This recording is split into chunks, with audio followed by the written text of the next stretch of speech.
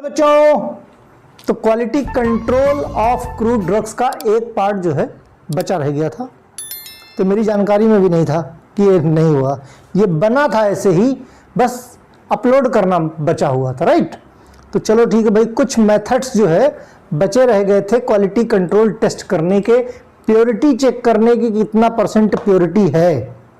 Right, तो उन्हीं methods के बारे में आज हम बात करेंगे। जैसे बचा था फिजिकल मेथड, हमने लाइकोपोडियम स्पोर मेथड तक प्रीवियस में पढ़ा दिया था। मेथड कितने टाइप के होते हैं वो भी हमने प्रीवियस में बात कर ली थी। ठीक है, तो उसी में से एक मेथड बचा हुआ है फिजिकल मेथड। फिजिकल मेथड को इवेलुएट करने के लिए, फिजिकल मेथड से ड्रग को इवेलुएट करने के लिए फर्दर इसमें कई सारे पैरामीटर्स दिए हैं, जिनके थ्रू हम पता करते हैं कि भाई किसी तरह का कोई अडल्ट्रेशन तो नहीं, किसी तरह कोई मिलावट तो नहीं, या कितने परसेंट प्योरिटी बची हुई है ना। तो ये सारे पैरामीटर्स हैं। जैसे मॉइस्चर कंटेंट की बात करते हैं। मॉइस्चर कंटेंट क्या है? मॉइस्चर कंटेंट पता करते हैं कि कितना हमारे एपीआई में है, एक्टिव फार्मास्यूटिकल इंग्रेडिएंट में है। क्यों? क्योंकि अगर मॉइस्चर कंटेंट ज़्यादा हुआ, अगर मॉइस्चर कंटेंट ज़्यादा हुआ तो जहाँ पे रहता है पानी वहाँ पे माइक्रोबियल ग्रोथ आ जाती है। कहीं पे भी पानी कुछ टाइम के लिए आप स्टोर कर दो, देखो माइक्रोबियल ग्रोथ आ जाएगी। राइट, तो माइक्रोबियल ग्रोथ से बचने के लिए किसी भी ड्रग में, किसी भी एपीआई में अगर मॉइस्चर कंटेंट ज़्यादा है, इसीलिए कोई भी ड्रग, चाहे पेरेंटल की बन रही हो, चाहे आपकी टैबलेट बन रही हो, चाहे कैप्सूल बन रहा हो, सब में मॉइस्चर कंटेंट एक पैरामीटर हमेशा होता है कि वो चेक जरूर किया जाता है। एक लिमिट, अब ऐसा भी नहीं कि मॉइस्चर कंटेंट जीरो हो जाता है। जीरो हो जाएगा तो एकदम ड्राई हो जाएगा, टैबलेट आपकी बन ही नहीं पाएगी। राइट, कुछ लिमिट होती है कि इतने लिमिट तक, ये वैलिडेटेड डेटा होता है, कितने लिमिट तक अगर मॉइस्चर कंटेंट रहा तो माइक्रोबियल ग्रोथ नहीं होगी। ओके, तो यूजुअली क्या करते हैं, क्रूड ड्रग लेते हैं, क्रूड ड्रग को एयर ड्राई कर लेते हैं। एक तरीका तो यह है कि एयर ड्राई करके हम मॉइस्चर कंटेंट चेक डिटरमाइन कर लेते हैं। इससे क्या है, हम कंट्रोल कर सकते हैं किसी भी ड्रग का अगर करना है तो। ठीक, moisture content of the drug should be minimise, prevent the decomposition of the crude drug which is either by chemical change और माइक्रोबियल ग्रोथ। इसलिए मिनिमाइज करना चाहिए, इसलिए चेक करते हैं कहीं मॉइस्चर कंटेंट लिमिट से ज्यादा तो नहीं, क्योंकि अगर लिमिट से ज्यादा मॉइस्चर कंटेंट होगा तो या तो केमिकली उसकी हाइड्रोलिसिस होकर डिकम्पोज हो सकता है, या उसमें माइक्रोबियल ग्रोथ हो सकती है। ठीक, तो moisture content determined by heating the crude drug powder 105 degree Celsius. 105 degree Celsius, भाई इस कैसे करोगे? लॉस ऑन ड्राइंग चेक कर सकते हैं ना कि कितना परसेंट ड्राई हुआ। हमने शुरू में वजन कर लिया, उसके बाद हमने 105 डिग्री पे ओवन में रख दिया। ओवन में रखने के बाद जब वो ड्राई हो गया तो उसको हमने बाहर निकाला, दोनों का वजन कंपेयर कर लिया, हमको पता चल जाएगा कि कितना मॉइस्चर कंटेंट था। राइट, कुछ ऐसे वोलाटाइल कंटेंट होते हैं जिनको हम नॉर्मली ड्राई नहीं कर सकते, उसमें पता करने के लिए क्या करेंगे, उसमें हम toluene distillation method, means by the distillation method हम उसमें मॉइस्चर निकालते हैं। ठीक, मॉइस्चर कंटेंट कितना है, वाटर भाई कंडेंस होके वाटर सेपरेट हो जाएगा, और सेपरेट होके हमको मिल जाएगा, पता चल जाएगा कि कितना अमाउंट में वाटर हमारी ड्रग में अवेलेबल था। ओके, एक ये तरीका हो गया भाई मॉइस्चर कंटेंट। कुछ डेटा दिया है, जैसे डिजिटैलिस जब हम निकालेंगे तो नॉट मोर देन 10%, मींस 10% से ज्यादा इसमें मॉइस्चर कंटेंट नहीं होना चाहिए, वेट बाय वेट। ठीक, एलोए है, एलोए में भी नॉट मोर देन 5% से ज्यादा मॉइस्चर कंटेंट नहीं होना चाहिए। ओके, अकेसिया की बात करें, अकेसिया में नॉट मोर देन 15%, स्टार्च की बात करें नॉट मोर देन 15%, और एरगट की बात करें तो नॉट मोर देन 8%। कुछ स्पेशली कुछ ड्रग्स दी हैं एग्जांपल्स में जिसमें मॉइस्चर कंटेंट दिया है कि इससे ज्यादा नहीं होना चाहिए। तो ये जो डेटा जहां पे भी आ जाए वहां पे आपका एमसीक्यू टफ कर देता है मामला। क्योंकि अभी आप लोग फर्स्ट ईयर में हो, कोई बात नहीं, अभी से तैयारी शुरू करो। और ये सब्जेक्ट जो फार्माकोग्नोसी है, ये जो आपका होने वाला सेकेंड ईयर में एग्जिट एग्जाम होगा, एग्जिट एग्जाम का ये पार्ट रहेगा। तो अभी से ही अगर आपकी टेंडेंसी रहेगी डीप में और अच्छे से पढ़ने की, तब जाके एग्जिट एग्जाम में टेंशन नहीं होगी। अदरवाइज डिप्लोमा तो पास कर लोगे, एग्जिट एग्जाम में रह जाओगे। राइट, नेक्स्ट आता है पैरामीटर विस्कोसिटी। विस्कोसिटी मतलब कितना विस्कस लिक्विड है, मीन्स कितना गाढ़ा है ना। इसके लिए भी टेस्ट करते, जैसे एग्जाम्पल में फिक्स ऑयल हो गया, है ना, अलग अलग वैक्स के हो गए, अलग अलग लिपिड पैरामीटर्स हो गए। तो ये एक डायग्नोस्टिक कैरेक्टरिस्टिक है फिजिकल इवेल्युएशन का। कौन सा? विस्कोसिटी से, मीन्स उसके गाढ़ेपन से पता चलेगा। कैसे करेंगे? एक एल्कोमीटर डिप टेस्ट होता है। ये जो फिगर मैंने लगाया काहे का है? एल्कोमीटर का है। ये नीचे जाता है और नीचे यहाँ पे जो लिपिड या ऑयल या फिक्स्ड ऑयल या वैक्स जो कुछ भी है उसकी विस्कोसिटी के लिए उसको डिप किया जाता है। डिप करके देखो बगल में स्टॉप वॉच है, देखा जाता है कि भाई 1 मिनट में कितने ड्रॉप गिरे, कितने सेंटी स्ट्रोक्स गिरे, है ना। इसी तरह करके ये लिक्विड पैराफिन का not less than 64 centistokes. जैसे लिक्विड पैराफिन का डेटा इन्होंने दिया है not less than mean 64 centistokes से कम नहीं होना चाहिए। ठीक, तो ये ऐसा नहीं है कि एक बार में ही हमने इसको डिप किया, एक बार में निकाला, एक बार में हमने चेक कर लिया। इसके 2 या 3 बार टेस्ट करते हैं, उनका एवरेज निकालते हैं, तब जाके कहीं हमको एक्चुअल डेटा मिलता है। क्योंकि एक बार में तो क्या तुक्के में हो गया, राइट। तो ये विस्कोसिटी मेथड, विस्कोसिटी आपने देखा होगा, विस्कोमीटर से आप लोगों ने एक्सपेरिमेंट किए होंगे इंटरमीडिएट में, ठीक है। तो ये विस्कोसिटी हो गया। मेल्टिंग पॉइंट हो गया। मेल्टिंग पॉइंट क्या है भाई? प्योरिटी अगर होगी ड्रग की तो मेल्टिंग पॉइंट और बॉइलिंग पॉइंट एक्यूरेट आएंगे, अदरवाइज चेंज हो जाएंगे। ये जो फोटो लगी है, ये फोटो का है, ये फोटो है मेल्टिंग पॉइंट ऑपरेटर्स की। आप अपनी केमिस्ट्री लैब में जाओगे तो वहां पे आपको ये देखने को मिल जाएगा। इवन फार्माकोग्नोसी लैब में भी होगा, राइट। तो क्या करते हैं, इसमें कैपिलरी होती है ग्लास की, पतली पतली सी, जैसे ये मेरा स्टाइलर है, इसी तरह की एकदम पतली बारीक सी, उसमें टैप करके क्रूड ड्रग भर लेते हैं और इसमें लगा देते हैं। यहां पे 1 मिनट, यहां पे देखो ध्यान से, ये आईपीस लगा है। यहां पे फोटो में ध्यान से देखो, यहां पे आईपीस लगा हुआ है। इस आईपीस से हम देखते हैं। यहां पे ये जो ऊपर है ये थर्मामीटर लगा रहता है। क्या है? ये थर्मामीटर है, ये थर्मामीटर है। यहीं पे एक कैपिलरी लगा दी जाती है, ग्लास की कैपिलरी लगा दी जाती है, जिसके अंदर टैप करके हमने क्रूड ड्रग फिल कर रखी है। ठीक, यहां से टेम्परेचर मैनेज करते हैं। टेम्परेचर हमने दिया, जैसे जैसे टेम्परेचर बढ़ेगा थर्मामीटर पे डिटेक्ट होगा कि भाई कितना टेम्परेचर हुआ। यहां पे जो आईपीस है इससे हम आंख से देखते रहते हैं कि भाई वो हमारा मेल्ट हुआ कि नहीं, मेल्ट हुआ कि नहीं। जितने पे मेल्ट हो जाता है या जितने से मेल्ट होना शुरू हुआ, जैसे कोकम बटर की बात करें 39 डिग्री सेल्सियस, 39 डिग्री सेल्सियस से मेल्ट होना स्टार्ट करता है और 42 डिग्री सेल्सियस पर पूरा मेल्ट हो जाता है। करेक्ट। जब एग्जैक्ट रेंज बतानी हो तो दोनों का एवरेज निकाल दो, एग्जैक्ट रेंज की कितने पे मेल्ट हुआ। उसी तरह कोका बटर की बात करें, कोका बटर भी 30 डिग्री से मेल्ट होना शुरू होता है। भाई ऐसा तो नहीं कि कोई चीज आपने डाली और तुरंत मेल्ट हो गया, शुरुआत होगी ना धीरे धीरे, हाँ भाई मेल्टिंग चालू हुई फिर जाके पूरी। जैसे टैबलेट का जब डीटी निकालते हैं, डिसइंटीग्रेशन टेस्ट करते हैं, तो टैबलेट को क्या पानी में ऊपर नीचे वो असेंबली जाती रहती ना। ऐसा तो नहीं कि पानी में डिप करते ही पूरी डिजोल्व हो जाती, कुछ समय लेती है, राइट। तो जहां से डिजोल्व होना शुरू होता है, जहां पे कंप्लीट डिजोल्व हो जाता है, हम निकाल लेते हैं उस तरह से करके। नेक्स्ट पॉइंट है सॉल्युबिलिटी, सबसे आसान है सॉल्युबिलिटी। सॉल्युबल करके देख लेते हैं जो डेटा दिया। जैसे कस्टर ऑयल की बात करें, castor oil soluble in 3 volume of 90% alcohol. Means castor oil का 1 वॉल्यूम हो और 3 वॉल्यूम, 3 गुना उससे ज्यादा 90% एल्कोहल होना चाहिए। ओके, वाइल अडल्ट्रेटेड फॉर्म में show good solubility in alcohol. अगर एडल्ट्रेशन होगा तो सॉल्युबिलिटी अल्कोहल में और अच्छी हो जाएगी। बाल्सम ऑफ पेरू की बात करें, सॉल्युबल किसमें होता है? ये क्लोराहाइड्रेट सॉल्यूशन में होता है। एल्कलॉइड सॉल्ट की बात करें, ये पोलर सॉल्वेंट यानी वाटर में सॉल्युबल होता है, ठीक। जबकि नॉन पोलर में इनसॉल्युबल होता है। नॉन पोलर जैसे कार्बन टेट्राक्लोराइड हो गया, बेंजीन हो गया, एसीटोन हो गया, क्लोरोफॉर्म हो गया। ओके, वहीं एल्कलॉइडल बेस की बात करें, देखो चूंकि एल्कलॉइड क्या है, ग्लाइकोसाइड क्या है, इसके डिटेक्शन के टेस्ट क्या है, ये हमने एल्कलॉइड पोर्शन में पढ़ रखे हैं, ग्लाइकोसाइड पोर्शन में पढ़ रखे हैं।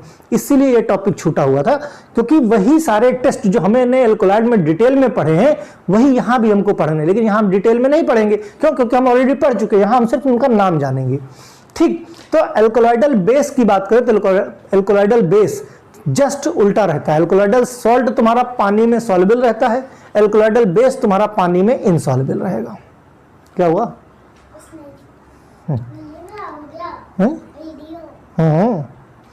एल्कलॉइडल बेस क्या रहता है? Soluble in non polar solvent, है ना। Whereas they are insoluble in polar solvent. ठीक, जैसे एल्कोलाइडल सॉल्ट क्या था, पोलर सॉल्वेंट यानी वाटर में सॉल्युबल था, तो एल्कोलाइडल बेस क्या होगा, उसमें इनसॉल्युबल होगा, राइट। ठीक उल्टा है, glycoside they are soluble in water while aglycone moiety soluble in non polar. देखो ग्लाइकोसाइड में ग्लाइकॉन मॉइटी और ए ग्लाइकॉन मॉइटी होती है। जो ग्लाइकॉन मॉइटी होती है वो ग्लाइकॉन मॉइटी पानी में सॉल्युबल है, लेकिन जो ए ग्लाइकॉन मॉइटी है वो ऑर्गेनिक सॉल्वेंट में, नॉन पोलर सॉल्वेंट में सॉल्युबल है। ये वैसे भी ग्लाइकोसाइड और एल्कोलाइड हम लोगों ने पढ़ रखे हैं डिटेल में, तो हमको ये सारी चीजें पता है। ओके, रिफ्रैक्टिव इंडेक्स भी एक पैरामीटर है। मींस वैक्यूम से जो हमने लाइट भेजी, तो जब किसी मीडियम में लाइट गई तो वो कितने एंगल पे घूम गई, right. When the ray of light passes from one medium to another medium, एक मीडियम से दूसरे मीडियम में जब लाइट जाती है तो डिफरेंट डेंसिटी डिफरेंस हो जाता है मीडियम का, है ना। जब डेंसिटी का डिफरेंस हो जाता है तो कितने एंगल पे ये ओरिजिनल पाथ से डेविएट हो जाती। मान लिया इधर वैक्यूम है, वैक्यूम से हमने लाइट डाली और आगे मीडियम रखा है, मीडियम से कितने एंगल पे लाइट घूम गई, जरूरी थोड़ी कि सीधा जाएगा, क्यों, क्योंकि वहां पे ज्यादा डेंसिटी है, वहां का एटमॉस्फेयर डेंस ज्यादा है, तो वहां रिफ्रैक्शन ज्यादा होगा, राइट।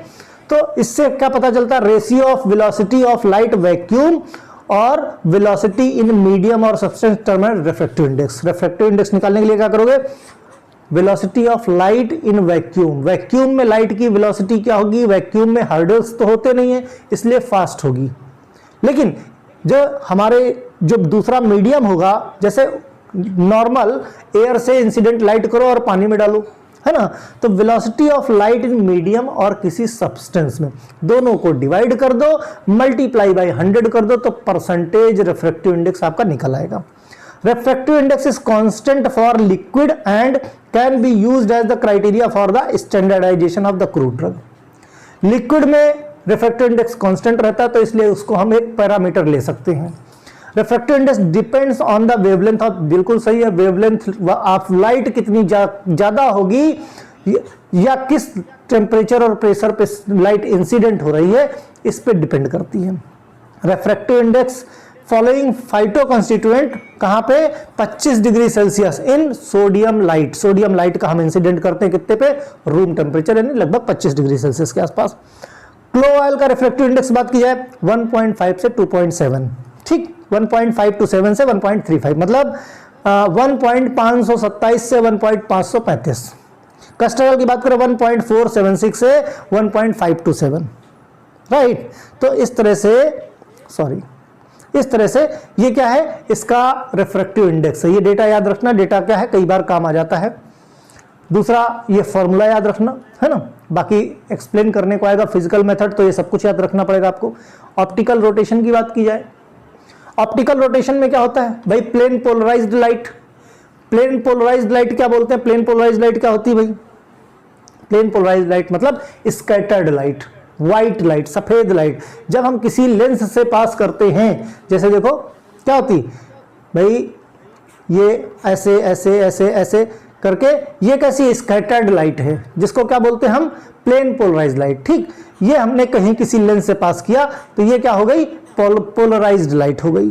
ठीक, ये पोलरी में, फिर यहां पे हमने क्या रखा, सब्सटेंस रख दिया, सब्सटेंस रख दिया। अब इस सब्सटेंस से बीच में हमने एनालाइजर रख दिया कि ये एनालाइज करेगा कि कितना एंगल पे लाइट जो है किधर, लेफ्ट साइड को गई कि राइट साइड गई। लेफ्ट साइड जाएगी तो लिवो रोटेटरी होगा, राइट साइड जाएगी तो हमारा डेक्स्ट्रो रोटेटरी होगा। मींस कितना रोटेशन हो रहा है, लिवो रोटेटरी मींस लेफ्ट जा रही कि राइट जा रही कि सीधी जा रही, राइट।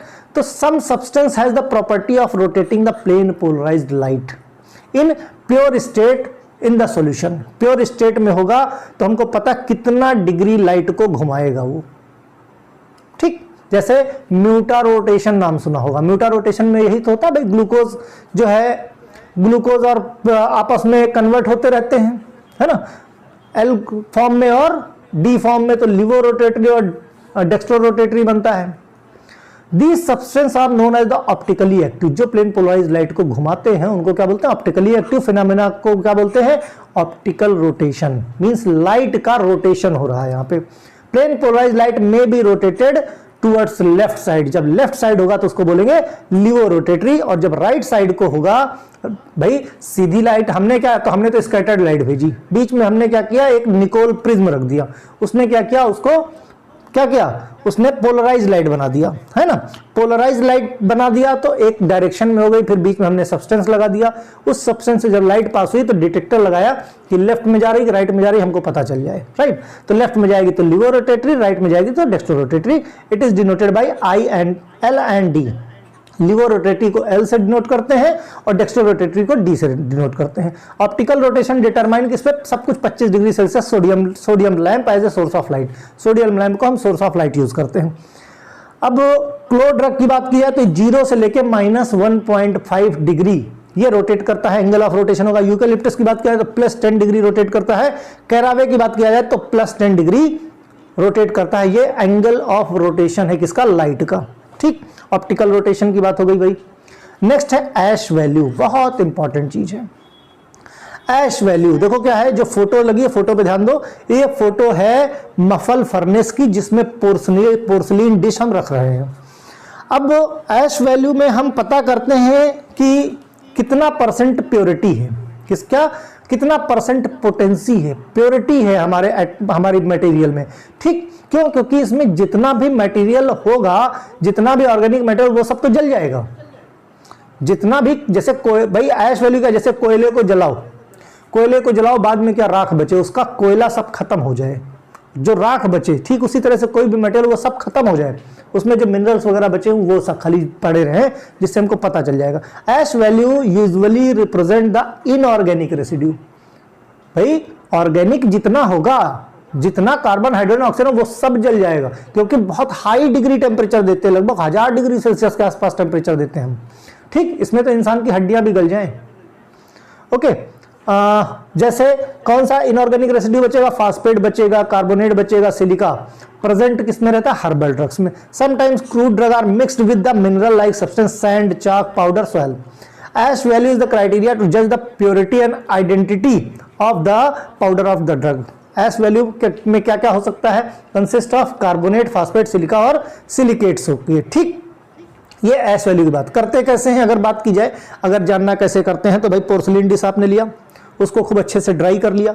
ड्राई करने के बाद क्या करोगे, उसमें लगभग 2-3 ग्राम के आसपास, जितना भी आपको करना है, 2-3 ग्राम, देखो प्रोसीजर बता रहा हूँ एग्जैक्टली, ध्यान से सुनना। पोर्सलिन डिश ले लिया हमने, पोर्सलिन डिश को हमने बैलेंस पे रखा, 2 या 3 ग्राम हमने अपना पाउडर ले लिया, ठीक। पोर्सलिन डिश में पाउडर डालने के बाद हमने वजन कर लिया। देखो फार्मूला समझ लो, समझ में आ जाएगा। परसेंटेज ऑफ ऐश कंटेंट पता करना है तो वेट ऑफ ऐश और ओरिजिनल सैंपल ऑफ वेट, ठीक। अब वेट ऑफ ऐश मींस राख का वजन, जो ओरिजिनल हमने जो क्रूड ड्रग लिया उसका वजन, दोनों निकालना है। तो अब आपने क्या किया कि जो आपकी पोर्सलिन डिश है उसको आपने वजन कर लिया, है ना। वजन कर लिया किसके साथ, क्रूड के साथ। पोर्सलिन डिश तो वही रहेगी आपकी, वो तो बदल नहीं जाएगी, है ना। उसका वजन कर लिया, उसके बाद उसको हमने मफल फर्नेस में रख लिया, उसका टेम्परेचर सेट किया, जो भी 10-15 मिनट में वो जो सेटिंग है, जो भी हमारा स्टैंडर्ड ऑपरेटिंग प्रोसीजर बोलता है, उतनी देर में हमने उसको निकाला और फिर डेसिकेटर में रख के हमने उसको क्या, ठंडा होने दिया। डेसिकेटर में रख के ठंडा करने का क्या मतलब, उसको हम बाहर भी तो रख सकते हैं, जल्दी ठंडा हो जाएगा। बाहर अगर रखेंगे तो बाहर मॉइस्चर वो गेन कर लेगा ठंडा करने के लिए। डेसिकेटर स्पेशली इसीलिए इस्तेमाल किया जाता है कि वहां पे मॉइस्चर नहीं आ सकता, वो आराम से ठंडा हो जाएगा और मॉइस्चर गेन, किसी तरह की मॉइस्चर की इंप्योरिटी नहीं आएगी। जैसे ही ठंडा हो जाए 2-4-10 मिनट बाद, उसके बाद वजन कर लो, दोनों को डिवाइड कर लो, means final minus initial, sorry final divide by initial into 100। Final कौन सा रहेगा, फाइनल राख रहेगी। ओरिजिनल कौन सा रहेगा, क्रूड ड्रग रहेगा। इनटू 100 कर दो, परसेंटेज ऑफ ऐश कंटेंट आपका निकल के आ जाएगा। क्लियर, ये प्रोसीजर होता है ऐश वैल्यू निकालने का। जैसे बेलाडोना की बात की जाए, बेलाडोना में एसिड इनसॉल्युबल, देखो इसमें क्या है, एसिड सॉल्युबल, एसिड इनसॉल्युबल, दोनों तरह की ऐश हो सकती है। तो एसिड इनसॉल्युबल ऐश 3% है, ठीक। ब्लैक कटेचो की बात करें, टोटल ऐश वैल्यू, इसमें एसिड इनसॉल्युबल ऐश नहीं है, टोटल ऐश वैल्यू कितनी है, 6% है। कार्डेमम की बात करें तो टोटल ऐश वैल्यू 6%, लेकिन उस 6% में जो एसिड इनसॉल्युबल है वो 3.5%, 3.5% है, ठीक। तो इस तरह से करके हम ऐश वैल्यू निकाल देते हैं। ये डेटा नहीं याद रखोगे तो चलेगा, लेकिन ऐश वैल्यू याद रखो। एक्सट्रैक्टिव वैल्यू, अब किसी भी मटेरियल से हमें फाइटो कॉन्स्टिट्यूएंट निकालना है, क्या करोगे, इसमें भी प्योरिटी चेक करते हैं। कैसे करोगे भाई, हमने क्या किया भाई, किसी का जैसे कोई चीज निकाली तो उस पाउडर, उस चीज को क्या करो, जिसका भी आपको मटेरियल एक्सट्रैक्टिव वैल्यू निकालना है, जिस भी प्लांट का फाइटो कॉन्स्टिट्यूएंट निकालना है आपको, जैसे क्लो ले लो, कुछ भी ले लो, क्लो ले लो, कार्डमम ले लो, जिंजर ले लो, है ना, XYZ को किसी भी चीज का, किसी का लीफ से निकालना है, उसको क्या करो, बढ़िया अच्छे से बढ़िया कूट लो। ठीक, कूटने के बाद क्या करो, कूटने के बाद देखो ये दो तरह की होगी, जो भी पाउडर आपने बनाया है उसको कूट के उसमें भाई आप क्या करोगे, जो या तो वाटर सॉल्युबल एक्सट्रैक्ट निकालोगे या अल्कोहल सॉल्युबल, भाई सॉल्युबिलिटी दो ही चीज की है, या तो वाटर की या अल्कोहल की, है ना। तो पहले क्या करते हैं, हम उसको कूट लेते हैं, और कूटने के बाद कोनिकल फ्लास्क लेते हैं, स्टॉपर्ड वाला कोनिकल फ्लास्क लिया, उसमें हमने वो पाउडर जो कूटा है उसको डाल दिया, उसके बाद उसमें हमने पानी डाला, पानी में अच्छे से हमने घोल दिया। घोलने से क्या होगा, अब जितना भी इसमें मटेरियल होगा वाटर सॉल्युबल, वो मटेरियल फिल्टर होके नीचे फिल्ट्रेट में आ जाएगा। इसको हम छान लेते हैं और नीचे जो मटेरियल है वो फिल्ट्रेट में आ गया। हम एनालिसिस कर लेंगे टाइट्रेशन मेथड से, या अलग अलग बहुत सारे मेथड्स हैं, या सेपरेटिंग मेथड से, या क्रोमेटोग्राफी मेथड से करके हम पता लगा लेंगे कि भाई प्योरिटी हमारी कितनी % है। एक मेथड ही हो गया, जिसमें इससे इस मेथड से कौन कौन करते हैं, glycoside, sugar, tannin, plant acid, mucilage, ये क्या है, ये सब वाटर सॉल्युबल है। फिर बात करेगा है कि अल्कोहल सॉल्युबल की, फिर उसी तरह से कूट लिए हम, मान लिया सिनेमन है ना, सिनेमन में कोई इंप्योरिटी तो नहीं है, उसकी हमने खाल निकाली, मींस उसकी जो लकड़ी निकाली उसको हमने अच्छे से कूट लिया, कूटने के बाद पाउडर बनाया, हमने कोनिकल फ्लास्क में डाला, अब की बार पानी की जगह हमने अल्कोहल डाला, तो अल्कोहल रिलेटेड जितना भी सॉल्युबिलिटी होगी वो सब नीचे आ जाएगी। हमको देखो दोनों मेथड से करने, दोनों मेथड्स हमको पता चल जाएगा एग्जैक्टली। ठीक, तो अल्कोहल सॉल्युबल एक्सट्रैक्ट में अल्कोहल आइडियल सॉल्वेंट होता है एक्सट्रैक्शन के लिए। Alcohol used 95% ethyl alcohol, ethyl alcohol का इस्तेमाल करते हैं क्योंकि मिथाइल अल्कोहल जानलेवा होता है। इसमें परसेंट कितना आया, जैसे एलोए की बात करें नॉट लेस देन 10%, ये अल्कोहलिक एक्सट्रैक्टिव वैल्यू है। बेंजोइन की बात करें नॉट लेस देन 90%, एसाफोएटिडा की बात करें नॉट लेस देन 45%, जिंजर की बात करें not less then 4.5% extractive value रहेगी। क्लियर, इस तरह से एक्सट्रैक्शन, भाई किसी भी चीज को निचोड़ के एक्सट्रैक्शन निकालते हैं कि नहीं निकालते हैं। फिर अलग सॉल्वेंट एक ईथर ले लिया, ईथर सॉल्युबल भी है। ईथर में क्या दो टाइप के सॉल्युबल होते हैं, तो वोलाटाइल ईथर एक्सट्रैक्टिव वैल्यू, इसमें वोलाटाइल ऑयल कंटेनिंग ड्रग जो भी हैं, जो जैसे वो बहुत सारी ड्रग्स है जो वोलाटाइल है, जो सिर्फ ईथर में ही सॉल्युबल होंगी, तो ईथर सॉल्युबल भी निकल के आ जाएंगी। भाई हमने पानी से कर लिया, हमने अल्कोहल से कर लिया, तो कुछ ऐसे जो ऑर्गेनिक सॉल्वेंट में रहते हैं वहां पे ईथर का काम आ जाएगा। कुछ non volatile ether soluble extractive value, जैसे एग्जांपल में फिक्स ऑयल और रेजिन हो गया, ये नॉन वोलाटाइल ईथर सॉल्वेंट है, सॉल्युबल एक्सट्रैक्ट है, मींस ये वोलाटाइल नहीं है। जो वोलाटाइल होंगे तो उनको हमें स्टीम डिस्टिलेशन वगैरह से निकालना पड़ेगा, है ना, इनफ्लोरेज मेथड से निकालना पड़ेगा। लेकिन जो नॉन वोलाटाइल है उनको हम आराम से ऐसे ही निकाल सकते हैं घोल के। जैसे इसमें बात करें पहले वोलाटाइल ईथर सॉल्युबल की, caraway not less than 2.5%, fennel की बात करें नॉट लेस देन 1.5%, डिल की बात करें नॉट लेस देन 2.5%, क्लो की बात करें नॉट लेस देन 15%। ठीक है, तो मैंने कहा ना इस डेटा का केवल आइडिया रखना, बहुत रटने का दिमाग पे प्रेशर मत डालना, एक दो याद कर लेना ताकि एग्जाम में पूछा जाए। अब non volatile ether extractive value की बात करें कैप्सिकम में, बस याद रहे ये नॉन वोलाटाइल है, मींस अपने आप उड़ नहीं जाएगा, वोलेटिलिटी इसकी नहीं है। नॉट लेस देन 12%, नटमेग की बात करें नॉट लेस देन 25%, लिंसिड की बात करें नॉट लेस देन 25%। ये non volatile ether soluble ether extractive value हुई, ईथर सॉल्युबल एक्सट्रैक्टिव वैल्यू होती है, राइट। फिर अब बात करते हैं हम केमिकल मेथड की। फिजिकल मेथड हो गए हमारे, केमिकल मेथड बात करते हैं। This method evaluation is mainly related to chemical constituent या phyto constituent property of crude drug. इस मेथड में तीन तरीके हैं, जैसे एक पहला केमिकल मेथड है, दूसरा केमिकल एस्से मेथड है, तीसरा फिजिकल केमिकल एस्से मेथड है। तो जो केमिकल मेथड है उसमें दो हैं, एक क्वालिटेटिव है, क्वांटिटेटिव। मींस एक में हम क्वालिटी अच्छी है कि खराब ये पता कर सकते हैं, और दूसरे से हम पता कर लेंगे कितना ज्यादा, मींस एग्जैक्ट अमाउंट पता कर पाएंगे। भाई क्वालिटेटिव क्वांटिटेटिव में फर्क क्या है, क्वालिटेटिव में हमें ये तो पता ये बहुत बढ़िया है, ठीक, लेकिन कितना अमाउंट बढ़िया है या ये खराब है, इसमें इंप्योरिटी है, बस ये पता चलेगा इसमें इंप्योरिटी है, लेकिन कितने ग्राम की इंप्योरिटी ये नहीं पता चलेगा। क्वांटिटेटिव में क्वांटिटी एग्जैक्टली पता चल जाएगी हमको कि कितनी मिलावट है, राइट। ओके, तो स्टार्ट करते हैं। केमिकल में पहले क्वालिटेटिव टेस्ट की बात करें। क्वालिटेटिव टेस्ट में जैसे हम बात करेंगे पहले एल्कलॉइड की, अब Dragendorff reagent, Hager's reagent, Wagner reagent और मेयर्स रिएजेंट, ये सब एल्कलॉइड में पढ़ चुके हो, तो यहां दोबारा रिपीट करने की जरूरत नहीं, ये आइडेंटिफिकेशन टेस्ट है। ठीक, एल्कलॉइड के बारे में सब पता है। ग्लाइकोसाइड की बात करें, Borntrager test, Keller Killiani, Liebermann Burchard test, है ना, ये भी आप ऑलरेडी पढ़ चुके हो, यहां एक्सप्लेन करने की जरूरत दोबारा नहीं है, ये केमिकल टेस्ट परफॉर्म किए जाते हैं। तो on both crude drug powder sample and extracted chemical constituent, ठीक, और उसके बाद उसका आइडेंटिफिकेशन टेस्ट निकाल लेते हैं। ये सारी चीजें हम पहले भी पढ़ चुके हैं। फिर बात करते हैं क्वांटिटेटिव टेस्ट की। क्वांटिटेटिव टेस्ट में हम कैसे करेंगे, include the acid value, Easter value, saponification value, है ना, सल्फेटेड एस वैल्यू या एसेटाइल वैल्यू। तो इसमें हमने जो है एश वैल्यू पहले पढ़ रखी है ना, तो एश वैल्यू से निकाल सकते हैं, इनको एक्सप्लेन करना आपके सिलेबस में भी है नहीं। फिर केमिकल एस्से मेथड की बात करें, जैसे titration method, estimation of the alkaloid from the alkaloid containing drug, किसी भी ड्रग में अगर एल्कलॉइड है तो कितना एल्कलॉइड है ये हम पता लगा सकते हैं टाइट्रेशन मेथड से। जैसे एग्जांपल में बेलाडोना की बात करें, बेलाडोना में कौन सा एल्कलॉइड है, एट्रोपिन है ना। इपिकैक की बात करें, इसमें कौन सा है, एमेटिन एल्कलॉइड है। सिंकोना की बात करें, इसमें क्विनिन एल्कलॉइड है। नक्स वोमिका की बात करें, स्ट्राइकनिन है। राउल्फिया की बात करें, रिजरपाइन है। एर्गोट की बात करें, एर्गोट मेट्रिन है ना। ये इसलिए भी याद रखना कि ये केमिकल कंस्टिट्यूएंट है।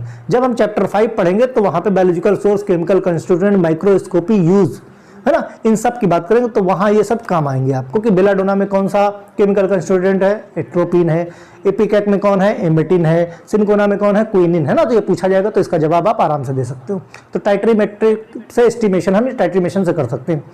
Chemical essay method can also be used for the estimation of, इससे और क्या एस्टिमेट कर सकते हैं, एल्डिहाइड इन लेमन ऑयल, एल्डिहाइड इन लेमन ऑयल या कैरावोन इन कैरावे ऑयल एंड डिल। तो एल्डिहाइड कितना है लेमन ऑयल में या कैरावोन कितना है कैरावे ऑयल और डिल में, तो इससे हम ये भी पता लगा सकते हैं। और क्या कर सकते हैं, anthraquinone and cardiac glycoside can also be estimated by chemical essay method. तो क्वेश्चन कैसे होगा, क्वेश्चन क्या पूछा सकता है, एंथ्राक्विनोन एंड कार्डियक ग्लाइकोसाइड किस मेथड से इसका एस्से कर सकते हैं, है ना।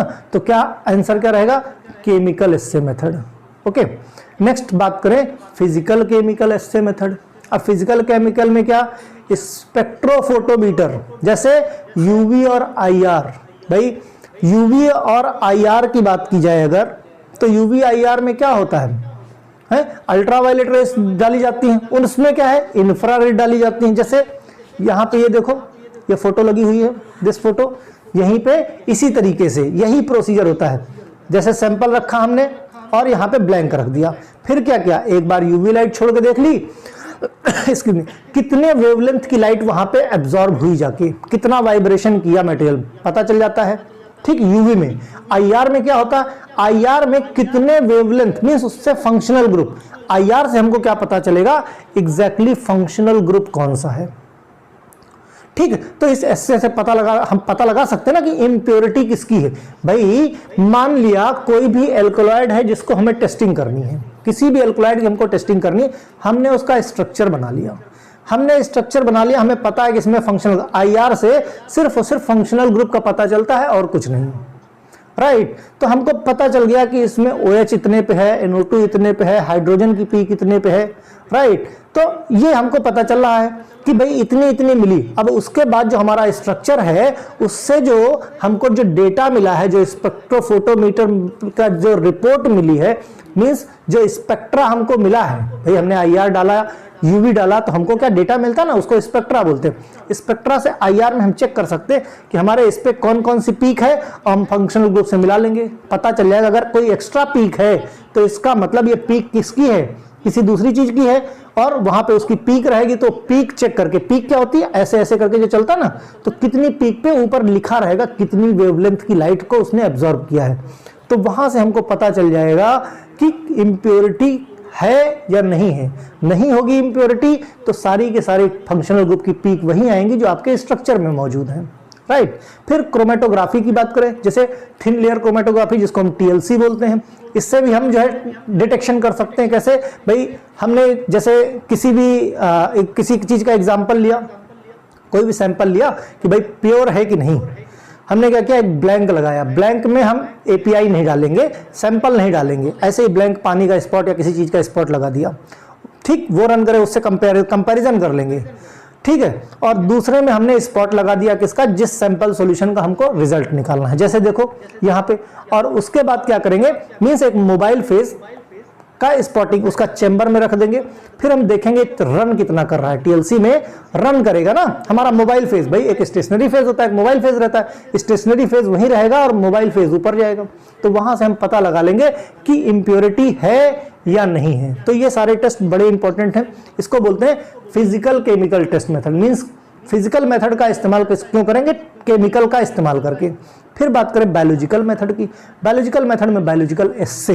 अब बायोलॉजिकल एस्से एक्चुअली देखा जाए तो निकाला जाता है जो एक्टिव फार्मास्यूटिकल इंग्रेडिएंट होता है या किसी का जो मेन फाइटो कंस्टिट्यूएंट होता है उसकी पोटेंसी चेक करने के लिए कि वो कितना पोटेंट है, कितनी मात्रा में पोटेंट है, इसलिए हम बेसिकली बायो एस्से निकालते हैं। When the potency of the crude drug is carried on the living organism like bacteria, means क्या है कि कोई ड्रग अगर पोटेंट होगी तो बैक्टीरिया, वायरस, फंगस को उतनी ज्यादा मात्रा में किल कर पाएगी, ठीक है। Animal tissue, entire animal, this is known as bioassay. तो पोटेंसी क्यों चेक करते, पोटेंसी पता चल जाएगा ना कि हमको भाई वो कितना स्ट्रॉन्ग है, तभी तो वो दवा कल को इस्तेमाल हो पाएगी। Bio essay is carried out when the standardisation of crude drug is not done adequately. Bioassay क्यों करते हैं कि जब हमारा फिजिकल और केमिकल मेथड बेकार हो जाता है, उससे हम नहीं काम पता लगा पाते हैं, तो पोटेंसी निकालते हैं हम कहां से, बायो एस्से मेथड से। Okay, bio essay is also carried out confirm the therapeutic activity, ठीक है। Crude drug unit is known as the international unit, denote IU. IU क्या, इंटरनेशनल यूनिट बोलते हैं उसको। 3 मेथड दिए हैं, एक टॉक्सिक मेथड दिया है, एक सिम्टोमेटिक मेथड है, एक टिश्यू मेथड है ना। तो टॉक्सिक मेथड में क्या करते हैं भाई, टॉक्सिक मेथड में हम जैसे कल्चर कर लिया, हमने कल्चर कर लिया, उस किसी की भी पोटेंसी कितना टॉक्सिक है वो पता करेंगे, पता करने के लिए उसका कल्चर किया, उसको हमने डाल के देखा कितने ज्यादा लोगों, कितने ज्यादा बैक्टीरिया फंगस को मार सकता है, ये टॉक्सिक मेथड। फिर सिम्टोमेटिक और टिश्यू मेथड, देखो क्या बोलता है, toxic and symptomatic method. Animal are used where the tissue method effect of the drug observe and isolation of the organ. Means जैसे कोई हमने किसी चीज का जैसे करते क्या है, पहले एक्सपेरिमेंट किया जाता है जानवरों पे, है ना, खरगोश हो गया, मेढक हो गया, चूहा हो गया, इन पे एक्सपेरिमेंट पहले किए जाते हैं। पिक्चरों में भी देखा होगा जिन्होंने रियल लाइफ में नहीं देखा है। ओके, तो करते क्या है, कोई भी आपके पास ड्रग है तो क्या करते हैं, उसमें उसके अंदर इंजेक्ट करके देखते हैं, फिर देखते हैं उस पर असर क्या हो रहा है ना। तो इस केस में क्या करते हैं हम, जैसे कॉलेज लेवल की बात की जाए, उसका कोई ऑर्गन निकाले, जैसे इंटेस्टाइन, हमने उसको मार के क्या किया, सैक्रिफाइस करके, मार के नहीं कह सकते, सैक्रिफाइस करके, एक्सपेरिमेंट करने के लिए सैक्रिफाइस हुआ उसका, राइट। सैक्रिफाइस करके हमने इंटेस्टाइन का टुकड़ा निकाल लिया। उस इंटेस्टाइन के टुकड़े पे हम क्या करेंगे, एक सिम्टोमेटिक, एक टॉक्सिक, मींस हमने जो है, जो जिस ड्रग का हमें पता करना पोटेंसी कितनी है, किसी की टॉक्सिसिटी कितनी है ना, उस पे हमने क्या किया, इंजेक्ट किया। और उसके बाद क्या करें, observe the isolated organ tissue bioassay. तो उसके बाद हम देखेंगे कि वो किस तरह से फंक्शन कर रहा है, मींस क्या फंक्शन, जैसे ग्राफ आता है, पता करते हैं उससे। Bio assay method, drug carried out, जैसे कार्डियक ग्लाइकोसाइड हो गया, नेचुरल पेस्टिसाइड हो गया, एंटीबायोटिक हो गया। कौन कौन सी ड्रग करेंगे इस बायो एस्से में, इस मेथड से, जैसे कार्डियक ग्लाइकोसाइड का कर लिया हमने, हार्ट पे क्या असर है उसका, नेचुरल पेस्टिसाइड कर लिया, एंटीबायोटिक का कर लिया। मींस इन ड्रग का एक्सपेरिमेंट हम कैसे, टॉक्सिक, सिम्टोमेटिक मेथड या टिश्यू मेथड से कर सकते हैं। There are the various biological activities, अलग अलग बायोलॉजिकल एक्टिविटीज, जैसे where is the determined by the method, कौन सा, एंटी इंफ्लेमेटरी और anti diabetic activity, anti ulcer, anti fertility, hepatoprotective, ये बायोलॉजिकल एक्टिविटी जो है हम परफॉर्म कर सकते हैं किस पे, एनिमल ऑर्गन्स पे। क्योंकि बहुत ज्यादा डिटेल में आपके यहाँ पे ये सब चीजें हैं नहीं, तो बिल्कुल हल्का फुल्का सा आप देखते चलो, क्योंकि ओवरव्यू ही है। कुछ इंपॉर्टेंट क्वेश्चन भी जान लो कि कौन से इंपॉर्टेंट क्वेश्चन किस तरह से पूछे जा सकते हैं। जैसे लॉन्ग क्वेश्चन की बात की जाए तो define adulteration and different methods of adulteration. Adulteration कैसे करोगे, वो कौन से मेथड जिससे अडल्ट्रेशन हो सकता है। नेक्स्ट है explain the lycopodium spore method. Lycopodium spore method topic means part 2 में मैंने पढ़ा रखा है। अडल्ट्रेशन का पार्ट 1 लेक्चर नंबर 1, ये लेक्चर नंबर 2 में है, ठीक है। Short note on when termination number, stomatal index and palisade ratio, ये भी लेक्चर नंबर 2 में दिया हुआ है। Physical method of the quality control, ये लेक्चर नंबर 3 में दिया है, राइट, जो हम आज पढ़ रहे हैं। तो ये क्वेश्चंस क्या पूछे जाते हैं। फिर शॉर्ट आंसर की बात करी जाए तो शॉर्ट में भी बहुत कुछ पूछा जाता है, जैसे short note on refractive index lecture number 3 में है। Right the name of the chemical test that are used the evaluation of the alkaloid, lecture number 3। Short note on stomatal index क्या होता है, लेक्चर नंबर 2 में दिया है।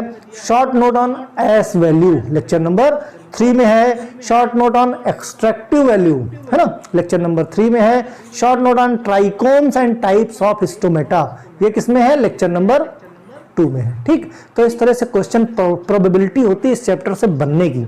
तो क्या क्वेश्चन अगर पता चल जाते हैं आपको तो पढ़ने का नजरिया थोड़ा 2-4 वो देख लेते हैं। MCQ, reason for doing adulteration, adulteration क्यों करते हैं, ये रीजन तो सबको पता है, लेकिन एक्सेप्ट इस चारों में से कौन सा ऐसा रीजन है जो अडल्ट्रेशन करने के पीछे की वजह नहीं है। कॉस्टली ड्रग है इसलिए करते हैं, इनहेंसमेंट ऑफ प्रॉफिट करते हैं, स्कार्सिटी ऑफ ड्रग करते हैं, या इंक्रीज द प्योरिटी करते हैं। तो क्या करना है, reason of doing adulteration, adulteration क्यों करते हैं, एक्सेप्ट मींस अडल्ट्रेशन के 3 रीजन होंगे, कोई एक रीजन होगा जिससे अडल्ट्रेशन का लेना देना नहीं है। तो इंक्रीज ऑफ प्योरिटी तो बिल्कुल नहीं हो सकती, एब्सेंट आंसर यही है। तो क्यों, क्योंकि अडल्ट्रेशन जब नहीं होगा तब प्योरिटी होगी, मींस अडल्ट्रेशन को खत्म करना, प्योरिटी को इंक्रीज करना, एडल्ट्रेशन को बढ़ाना, प्योरिटी को घटाना, राइट। नेक्स्ट है which when totally different substance are added in place of original drug is called.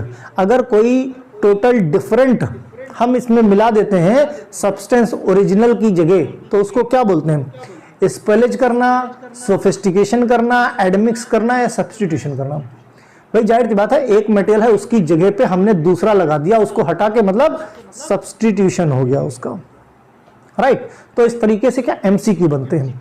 In substitution with inferior drug type of adulteration, adulteration has similar dash dash characteristic as the original drug. अगर कोई inferior drug, कम अच्छी drug का substitution करते हैं adulteration के लिए, तो वो कैसी ड्रग होनी चाहिए, तो वो बायोलॉजिकली सिमिलर होनी चाहिए कि chemically similar, therapeutic value similar हो, या मॉर्फोलॉजिकली।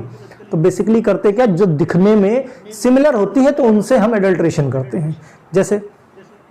जैसे काली मिर्च है ना, किचन में काली मिर्च का इस्तेमाल होता है, उसमें जो पपीते के सीड होते हैं वो काली मिर्च जैसे लगते हैं, उनको सुखा दिया जाए तो काली मिर्च, तो उसमें क्या है भाई, मॉर्फोलॉजिकली सेम है, ना उसके अंदर का केमिकल सेम है, ना उसके अंदर की बायोलॉजिकल मटेरियल सेम है, ना थेरेपेटिक वैल्यू सेम है, बस दिखने में सेम है, इसलिए हमने अडल्ट्रेशन किया।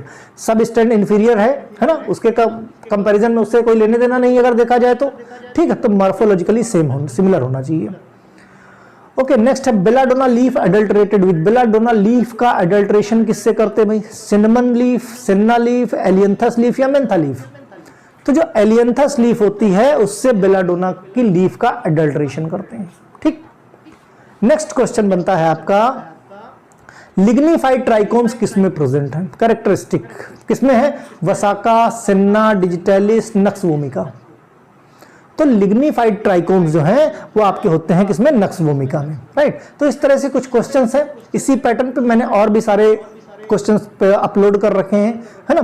तो वो क्वेश्चंस आप जाके देख सकते हो फार्माकोग्नोसी की प्लेलिस्ट में, फार्माकोग्नोसी के एमसीक्यू ऑफ फार्माकोग्नोसी के नाम से प्लेलिस्ट होगी, उसमें नंबर ऑफ क्वेश्चंस आपको मिलेंगे। तो उससे पता चल जाएगा कि आप जितनी पढ़ाई आपने करी है वो कहाँ पे स्टैंड करते हो, क्योंकि करने को तो हम किताबें पढ़ डालते हैं पूरी, लेकिन एक्चुअल में जब क्वेश्चन पूछाता है या एग्जाम आता है तो पता चलता है कि हमारी तैयारी कितने %, राइट। तो इसलिए टाइम पे मॉडल सैंपल पेपर बहुत सारे बनाए हैं हमने, बहुत सारे हमने एमसीक्यू अपलोड कर रखे हैं, उनको जाइए देखिए, सॉल्व करिए, पता चलेगा कि किस पैटर्न पे क्वेश्चन आते हैं, राइट। तो ये बचा हुआ था, चलो भाई इसको मैंने खत्म कर दिया। ओके, कुछ नहीं समझ में आता है तो कमेंट सेक्शन में लिखो, और अच्छा लगता है तो लाइक करो। बाय।